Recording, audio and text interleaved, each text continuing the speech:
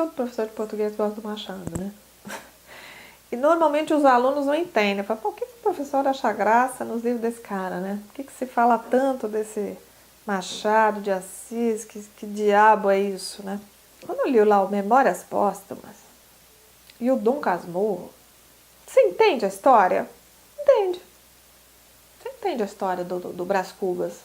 Ah, um cara que tá morto e tal, vai contar, vai reviver sua história, contar das coisas que fez. Mas assim, sem muita ação, né? Um negócio meio parado, meio devagar e tal. Aí foi amante de não sei quem. Aí o Bentinho é aquele cara que fica a vida inteira com aquele choramingo, né? Com aquela capitu. Você fala, pô, que jossa é isso, né? Então ficava um pouco essa impressão, assim. Bom, eu tô entendendo essa história, mas eu não tô entendendo por que as pessoas acham isso tão interessante. Acho que eu não tô pegando, né? Não tô sacando qual que é o negócio aqui, porque eu tô entendendo, mas assim, tá, eu não tô encantada, né? Quando eu cheguei na faculdade, eu fui fazer letras, uma professora muito querida, ela fez uma atividade que era a seguinte, a gente tinha que ler uns contos do Machado, e a primeira atividade que ela fez foi assim, vocês vão ler um conto do Machado chamado O Enfermeiro. Só que é o seguinte, eu quero que vocês depois escrevam para mim, em até 5 linhas, o que essa história conta, mas sem fazer resumo do enredo. Ou seja, porque o que o aluno normalmente faria? O enfermeiro conta a história de um enfermeiro, chamado Procópio, blá, blá, blá, blá, né? Que mata, dizendo ele sem querer, né? O coronel lá, enfim, o major, não lembro agora exatamente. Mas o negócio é o seguinte, ela falou, só que eu não quero resumo do enredo. Então o que ela obrigou a gente a fazer, que foi muito estranho no primeiro momento, mas foi muito interessante. Bom, se eu não posso contar um enredo, é a minha interpretação. Do que essa história está falando? Ela não está só falando... eu não conseguia mais ficar naquele nível do que a personagem explicitamente está fazendo. Eu tinha que entrar no terreno do chamado implícito. E aí quando você entra no terreno do implícito, é que a coisa pega. E que o Machado passa a ser uma outra coisa. Se a gente se perguntar, responda em 5 linhas, o que conta o Memórias Póstumas? O que o Memórias Póstumas conta em 5 linhas? Se eu contar isso em 5 linhas, sem fazer resumo do enredo. Memórias Póstumas pode ser a história de um burguês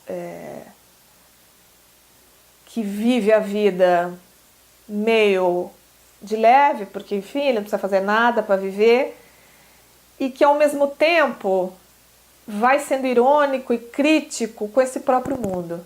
Então, curioso assim, ele é esse mundo, ele viveu em cima desse mundo, mas ele consegue ver todas as incoerências, as estranhezas, inconsistências desse seu próprio mundo. Quer dizer, eu faço parte dele, mas ao mesmo tempo eu sou crítico com relação a ele, né? Como a gente falou nos outros vídeos, a linguagem é o tema. Isso que a gente acabou de falar, olha, eu faço parte desse mundo burguês, final da aristocracia, né, no caso do Machado, mas eu vejo tudo isso de forma crítica, eu vejo as mentiras, eu vejo a falta de caráter, eu vejo a hipocrisia desse meu mundo. Isso não pode ser traduzido, por exemplo, pelo Fernando Pessoa, quando ele diz assim, ter a tua inconsciência alegre, a consciência disso, quando ele fala da pobre ceifeira, né? Que a ceifeira que canta, ele fala assim, eu queria ter a tua inconsciência alegre e a consciência disso. Ou seja, eu vivo essa dicotomia. O Memórias, o Brás Cubas é essa dicotomia, como também é o Bentinho. Quer dizer, ele é um cara que vive o cenário e o pavor da traição, mas em que medida ele também não é esse traidor? Em que medida ele inveja a Capitu, porque a Capitu talvez tenha se permitido algumas coisas que ele muito fraco não se permitia? ou assim, não, ele projeta na Capitu desejos que ele tem e que ele não consegue realizar. Que ele, quando fala do Escobar, pelo amor de Deus, né? Quer dizer, ele dá todo um olhar assim de interesse para além do interesse de amizade no Escobar, né? E ao mesmo tempo, ele fala na sequência que ele se interessou pela mulher dele em algum momento, quando pôs a mão no braço da Sancha, um tocou no braço do outro, parece que pintou um clima, mas ele tinha acabado de falar do Escobar, olhando para uma fotografia, embevecido. Aí ele contava os detalhes da mão do Escobar. Nossa, que mão maravilhosa. Ou seja, é muito bacana. Se eu perguntar o que conta o Dom Casmurro, isso aí no enredo não vai estar, né? No resumo. Não é nível de resumo. Então o Machado, ele foi um autor que quebrou esse paradigma na literatura brasileira. Talvez assim, finalmente a gente cria, para alguns críticos, a partir do Machado é que a gente cria um status realmente literário, na medida em que ele consegue construir uma obra em que a multiplicidade, em que o não dizer de forma tão explícita é o jogo. Coisa que nenhum autor antes do Machado na literatura brasileira conseguiu fazer. Claro que você tem outras formas de ser literário no mundo. Você tem uma tradição inglesa de escrever, você tem uma tradição americana, você tem uma tradição francesa. A tradição francesa, muito provavelmente o Machado é mais próximo dessa tradição, que é essa tradição do dizer, mas não dizer, do sugerir, portanto, né? Porque o que é dizer e não dizer? Sugerir. Parece que eu estou dizendo, mas não estou exatamente afirmando, então eu estou sugerindo. Que é uma forma muito sofisticada de lidar com a linguagem, de construir. Então, acho que o Memórias, bem como outros romances do Machado, vão trabalhar essencialmente nessa dicotomia, não que não há dicotomia, mas nessa sofisticação, que é assim, olha, se você quiser me ler como um enredo simples, você vai me ler, e vai ser um porre. Você vai entender o que eu estou contando, e sempre são histórias de gente velha, né? Isso é um negócio incrível, assim. São sempre personagens maduros olhando para suas vidas, né? Mesmo morto ou vivo, não importa. O Dom Casmurro não está morto, né? O Bentinho, mas ele olha para a vida dele da velhice para trás, né? O Memórias é o morto olhando para a vida, certo? Então a gente tem sempre essa perspectiva madura, né? O que já afasta muito o leitor que não está nessa vibe, né? Interessante, por exemplo, o Capitães de Areia, que por mais que tenha ali uma discussão ideológica e tal, os protagonistas são crianças. Isso é bacana também. A gente precisa também desse tipo de olhar, né? Na literatura, que contemple as diferentes perspectivas da vida, da infância, da juventude, né, a vida adulta, enfim. Então Machado vai ser esse autor que vai olhar sempre uma perspectiva mais madura, vai falar superficialmente de histórias que você vai entender, mas que você fala assim, bom, por que o cara escreveu 150, 200 páginas para escrever isso, né? Agora o barato é outro. Quer dizer, a gente só consegue... Claro, a gente pode ainda não gostar disso. A gente pode gostar de uma literatura... talvez uma literatura assim, mais inglesa, mais Jane Austen, mais Ian McEwan, que são literaturas assim, olha, o enredo é mais evidente, a manipulação da linguagem é menos implícita e o barato da história, vamos pegar a Jane Austen, quer dizer, ela fica o tempo todo fazendo você acreditar numa coisa, quando você está lendo, quando você vê os filmes adaptados dos livros da Jane Austen. E aí depois, umas tantas, você vê e fala assim, putz, não, mas aquilo ali que eu achei que era aquilo era outra coisa. E ela te enganou durante até metade do livro, até mais. Aí você fala, olha só, isso é domínio da narrativa, isso é domínio da arte da escrita, sem sombra de dúvida. Mas você talvez, não que você não tenha implícitos, né? Não que você não tenha implícitos, você tem muitos implícitos, mas assim...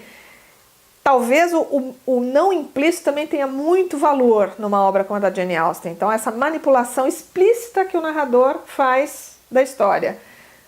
Como tem também no Yamakia, quando você pensa lá no Reparação, que assim, quando você vai descobrir ao final quem que está contando aquela história, né? Em que perspectiva aquela história está. Então, assim, pá, você ressignifica tudo, né, que vinha sendo contado. E muitas vezes nessas histórias você tem grandes dramas. Qual é o grande drama? Você pode falar, bom, o grande drama do Bentinho... o grande drama do Bentinho é a dúvida, né?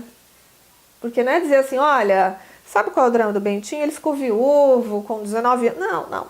O drama desse cara é que ele vive incomodado, ele vive na dúvida, ele é consumido pela dúvida, né?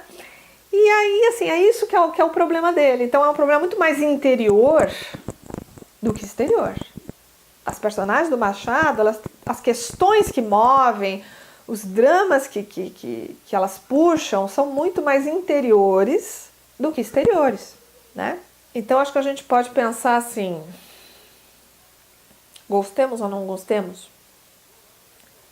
o Machado inaugura de forma mais significativa uma literatura mais brasileira, no sentido de que ele tem um nível de domínio da narrativa que não se viu antes dele. Ao ter esse domínio da narrativa, ele consegue também discutir temas de sua época, de império, né?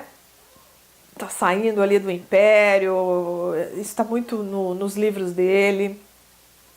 A discussão, assim, dos valores que estão passando nessas classes, nessa aristocracia que está se transformando, está perdendo poder para uma burguesia que está chegando. Isso de alguma forma está ali naquela obra, né?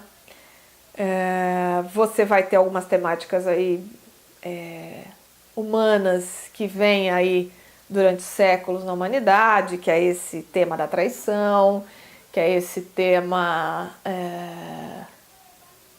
da convenção social, né? Então a gente tem essas discussões no Machado. E acho que uma coisa que a gente pode também, que a gente deve considerar, independentemente de gostarmos dele ou não, ele é o maior impactador, certamente eu estou inventando essa palavra que não existe, mas ele é o grande impacto do século XX na literatura brasileira narrativa. Quer dizer, acho que de alguma maneira muitos autores, aí eu colocaria Clarice, eu colocaria o próprio Guimarães Rosa, em certa medida o Graciliano Ramos, acho que os grandes narradores, né, os grandes contadores de história do Brasil no século XX, eles são, de alguma forma, uma resposta ao Machado de Assis. Quer dizer, a essa forma implícita de ver, de contar, o jeito de contar dos nossos grandes autores, né?